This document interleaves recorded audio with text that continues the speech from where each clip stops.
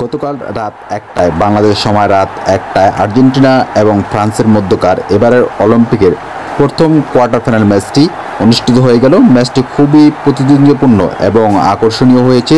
আপনাদেরকে গত ভিডিওতে আমি বলেছিলাম যে এবারে এই ম্যাচটি কিন্তু খুবই প্রতিদ্বন্দ্বিপূর্ণ একটি ম্যাচ হবে এবং ফ্রান্স কিন্তু বাড়তি অনেক সুবিধা পাবে, কারণ আপনারা জানেন এবারের অলিম্পিক কিন্তু প্যারিসে অনুষ্ঠিত হচ্ছে, ফ্রান্সের রাজধানী প্যারিসে অনুষ্ঠিত হচ্ছে। সেই কারণের জন্য ফ্রান্স তাদের নিজেদের একটা হোম অ্যাডভান্টেজ অনেক পাবে, কারণ তারা নিজেদের দেশে খেলছে, নিজেদের স্টেডিয়ামে খেলছে, নিজেদের আবহাওয়া, নিজেদের দর্শক সব কিছুই নিজেদের, এবং এই সব কিছুরই বাড়তি একটা হোম অ্যাডভান্টেজ পাবে।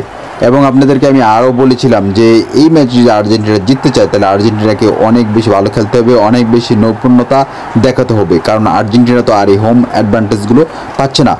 গত ফাইনালে বিশ্বকাপের ফাইনালে আর্জেন্টিনা কিন্তু এই ফ্রান্সকে কিন্তু টাইব্রেকারে 4-3 গোলে পরাজিত করেছিল, এবং গত কোপা আমেরিকা জেতার পর আর্জেন্টিনার ভাইস প্রেসিডেন্ট এবং জনগণ ফ্রান্সকে নিয়ে কিন্তু অনেক কটূক্তি করেছিল।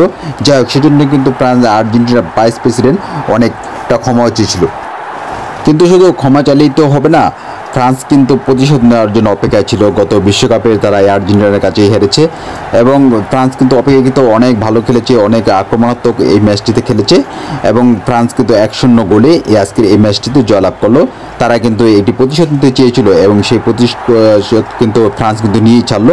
আর্জেন্টিনাও অনেক চেষ্টা করেছে, অনেক আক্রমণ করেছে, প্রতি আক্রমণ করেছে, কিন্তু তারা এই গোলটি কিন্তু রিকভার করতে পারেনি, গোলটি পরিশোধ করতে পারেনি। নির্ধারিত সময় ম্যাচটি 1-0 গোলে শেষ হয় এবং ফ্রান্স 1-0 গোলে এই ম্যাচে জয়লাভ করে।